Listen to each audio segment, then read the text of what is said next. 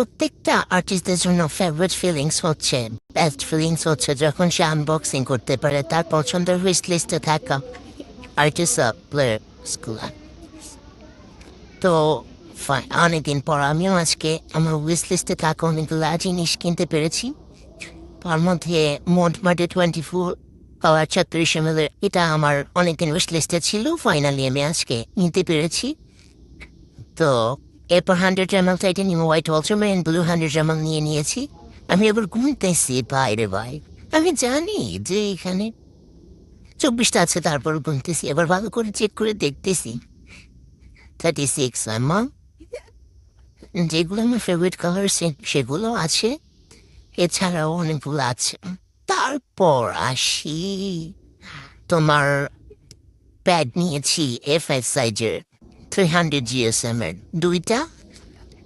And then এরপর আছে আমার একটা ডিটেল ব্রাশ সেটস নিয়েছি। এটা হচ্ছে একটা নোট